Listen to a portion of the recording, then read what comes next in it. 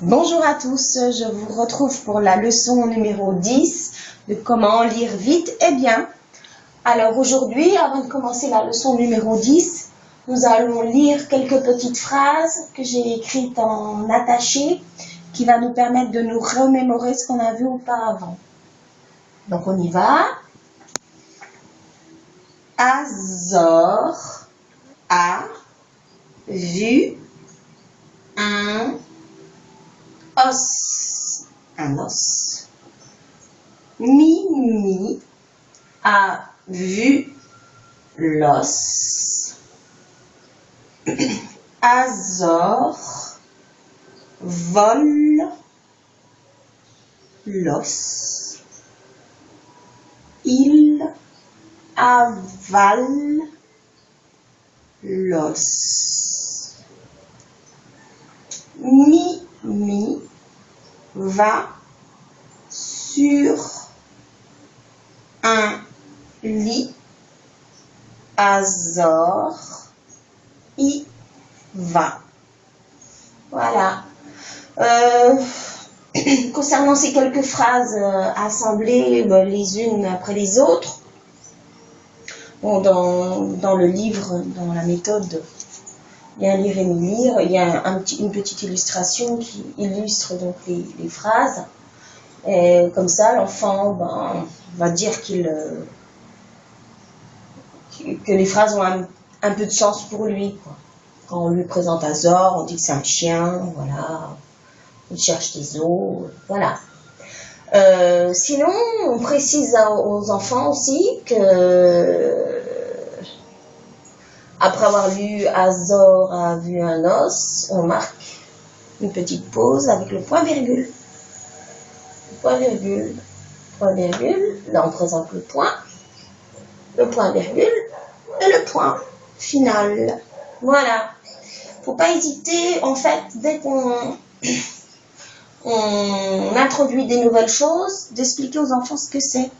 Même si on va dire qu'ils vont pas prendre pleinement le sens de ce que c'est maintenant, parce qu'ils sont trop jeunes encore, qu'ils sont lecteurs débutants, mais par la suite, ça va vraiment prendre un sens. Voilà. Donc, on commence avec la leçon numéro 10.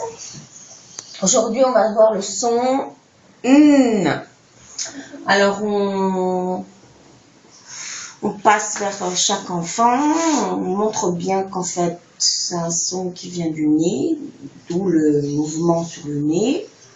On pince un peu le nez, en fait, et on serre les dents, on tire la langue en même temps un petit peu, et voilà.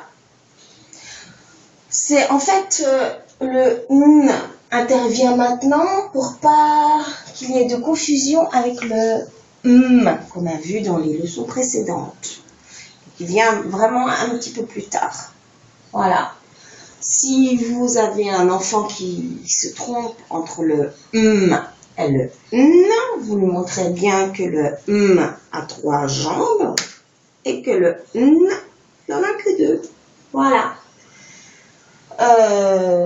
Souvent, d'ailleurs, j'ai remarqué que quand on passe à l'écriture, moi j'ai quelques petits élèves qui ont des problèmes quand ils vont écrire le N en attaché et le M en attaché.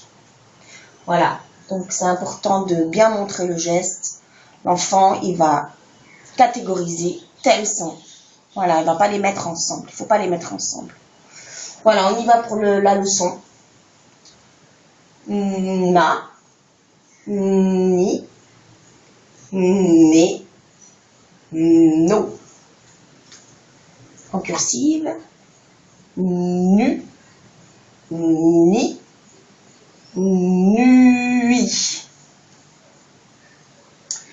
Né, no, nu, nir, nil, nas. J'ai oublié de barrer le E. Peu importe. On le barre. C'est pour seulement faciliter la lecture, je répète. Né, nuit,